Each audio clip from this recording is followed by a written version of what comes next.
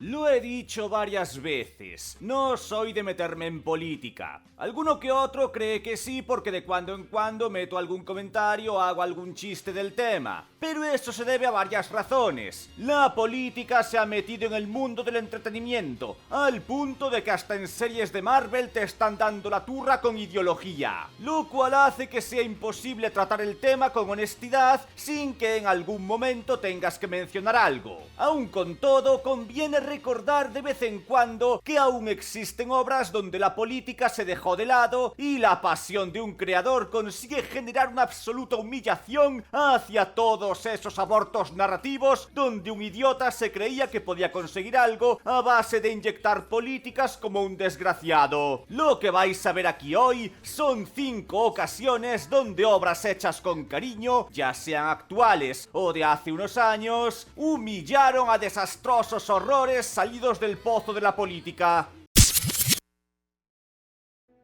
Es una típica, es una obvia, y es un poco hacer trampas según como lo veas. Pero no puedo evitar empezar esta lista hablando del Señor de los Anillos y de cómo Amazon se mandó esa cagada conocida como los Anillos de Poder. Un proyecto que por alguna razón pensaron que le iría de puta madre. Pero ¿cómo iba a irle si tú escuchas a esta gente y parecían más preocupados de su activismo que de cualquier otra cosa? Esta serie posee muchos errores. Y uno de ellos es como claramente, cuando ideaban la historia, le ponían más empeño a cómo meter sus políticas aquí y allá que en construir una historia coherente a la altura de su nombre y que fuera fiel al material original. Como resultado tuvimos esperpentos como la Galadriel guerrera, que más que una elfa milenaria, daba la sensación de ser una Karen exigiendo hablar con el encargado. Un casting que lejos de representar un mundo con sus diferentes reinos y culturas, representaba las calles de Estados Unidos en un set medieval. Por no hablar de esos momentos donde casi parece que quieren hacer referencias, sobrando el casi. Y obviamente, da igual el tiempo que pase, esta adaptación siempre va a ser humillada por la trilogía de Peter Jackson. Aunque sinceramente podría sacar la versión de Ralph Bakshi, que si bien no llega al nivel de las películas que todos conocemos, igual demuestra un cariño y un esfuerzo que no se podría ver nunca en el set de los Anillos de Poder. Pero para garantizar más humillación, vamos a hablar de la versión de Jackson, la cual es obvio que trataron de imitar. Pero ahí está la cosa, esto no es algo que puedas imitar si careces de esa pasión que tenían los integrantes del proyecto original. Es tan sencillo como ir a buscar las anécdotas de cómo fue el rodaje para darte cuenta de cómo de comprometidos estaban todos con esas películas. Buscad fotos de Peter Jackson antes y después del rodaje. Escuchad esas historias de cómo actores lesionados se ponían a correr por la montaña para poder grabar una escena. Esto es algo que no puedes hacer si careces del compromiso necesario como para ir con todo, incluso cuando la cosa parece estar muy jodida. Y todos sabemos lo que ocurrió al final. Fue uno de los mayores éxitos de la historia. Estas películas cambiaron no solo el cine, sino el entretenimiento para siempre. ¿Alguien cree que esto va a cambiar nada? Si para la segunda temporada apenas había gente hablando de la serie.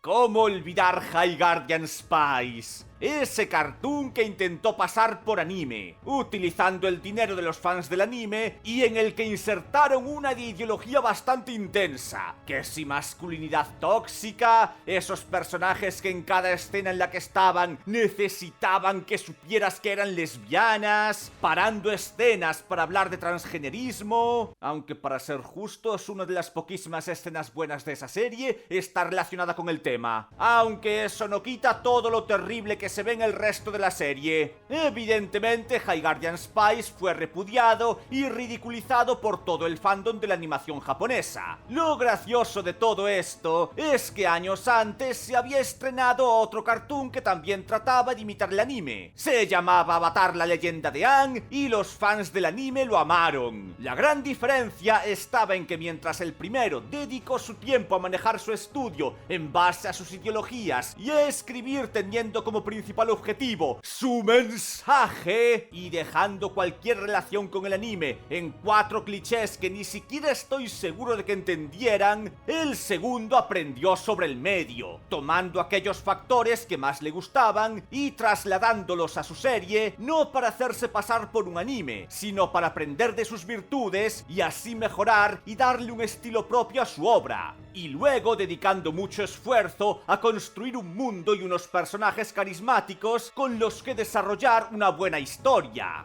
Resultado, una serie exitosa que años después sigue siendo recordada como un ejemplo de buena escritura y que los fans del anime consideran como un anime más.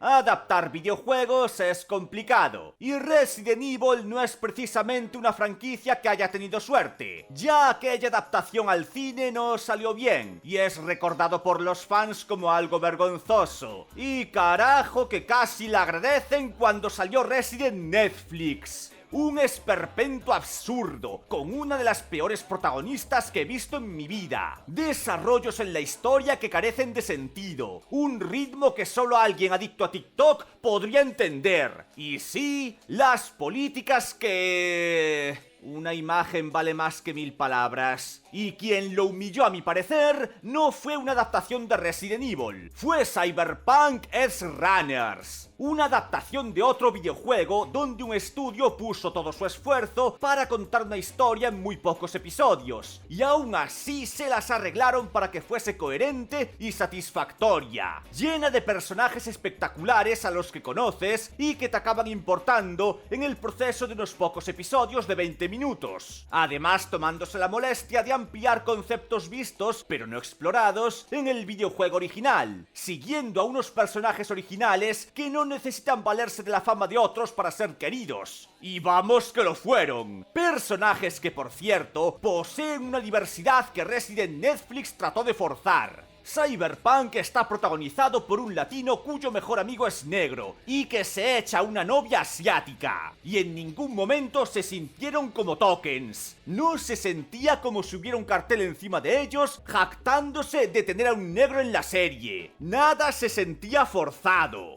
Es más, estos personajes fueron amados tanto por los fans del juego original como por los nuevos que no habían jugado el videojuego. A tal punto que mientras Resident Netflix fue cancelado en su primera temporada, Cyberpunk Edgerunners fue un éxito masivo que consiguió revivir el juego original que estaba muerto en ese entonces. Algunos porque querían revisitar la ciudad, otros porque querían venganza por los caídos en el anime. Y todo esto no se hubiera conseguido si el estudio a cargo no trabajase con esa pasión y ese respeto hacia su creación, defendiendo sus decisiones creativas o negándose a sacar una secuela innecesaria. Pues la historia de Edgerunners acabó ahí, cosa que requiere pelotas, como las que tienen los héroes que donan al canal, que siempre le echan huevos a la vida.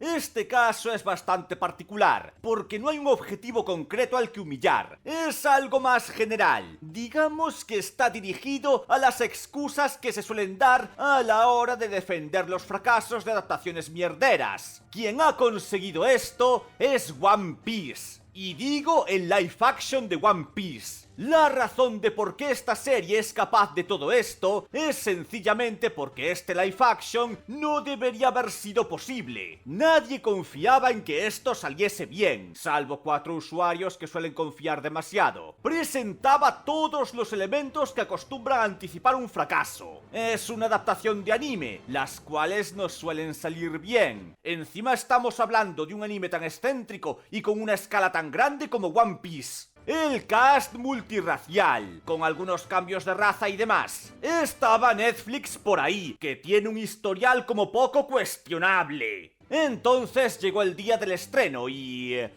¡carajo, estaba buenísimo! Tenía sus problemas, algunas partes no estaban del todo bien adaptadas, pero era una serie divertida, y se podía sentir la pasión y el cariño puesto en el proyecto. Y aunque estoy seguro de que eso viene principalmente de Oda, que estuvo ahí presente exigiendo una calidad mínima, no fue solo él. También estaban, por ejemplo, los actores principales, que basta con ver las entrevistas y demás momentos detrás de cámara para darse cuenta de que aman One Piece y que de verdad tenían ilusión por participar en esto. Especialmente el actor de Luffy. En serio, buscad a alguien que os mire como Iñaki Godoy mira a Oda. One Piece es una serie que prueba que se puede hacer, que puedes adaptar una obra, además una tan complicada como esta, y aun cuando vas a tener que hacer cambios, obviamente, cosa que no es mala o peor de por sí, aún vas a poder transmitir el sentimiento de la original, haciéndolo divertido y consiguiendo ser exitoso, porque lo fue. El live action de One Piece tuvo éxito en muchos niveles, no solo económico, sino que consiguió generar interés por ver el anime original a muchas personas que nunca habían visto anime. Y lo consiguieron porque había gente dándolo todo, poniéndole ganas y cariño a un proyecto. Comparad esto con, por ejemplo, los live action de Disney, que tendrían más facilidades para conseguirse un éxito, pero solo han sacado fracasos porque no son capaces de dejar de lado sus idealismos de hacendado y centrarse en lo más importante. Así quizá se hubieran dado cuenta de que la gente no quiere esto. La gente quiere esto.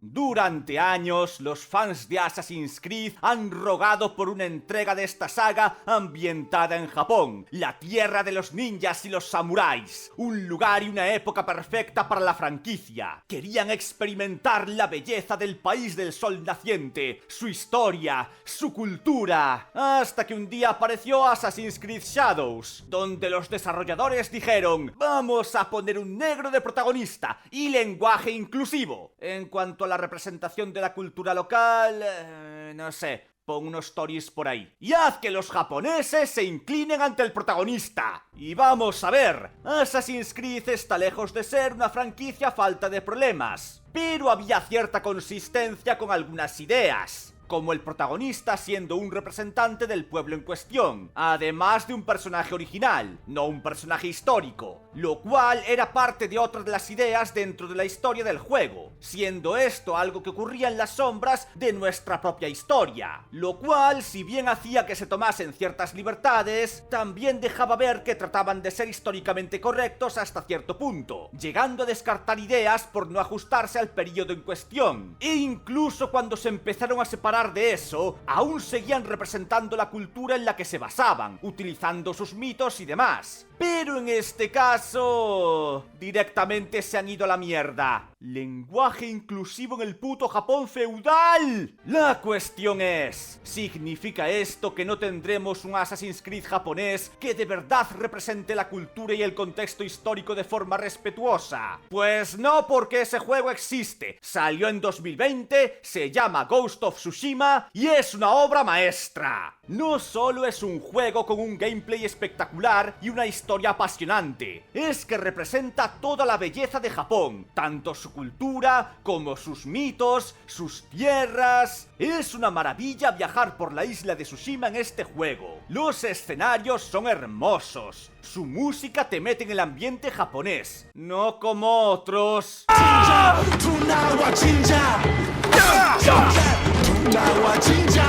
Le han puesto hip hop y una armadura dorada al negro. Es que te tienes que reír. Además de las distintas historias que puedes vivir, profundizando en temas como el honor y la venganza, dando esa sensación de estar viendo una dramatización salida de una clásica historia japonesa. Y el juego es gringo. ¡Flipas! Este juego fue tan bueno que mientras Assassin's Creed Shadows fue tratado como algo ofensivo en Japón, llegando a intervenir políticos y templos sintoístas en el tema, tanto el director como el director creativo de Ghost of Tsushima fueron nombrados embajadores turísticos de la Tsushima real. Esto es lo que pasa cuando muestras respeto y te esfuerzas por representar bien un pueblo.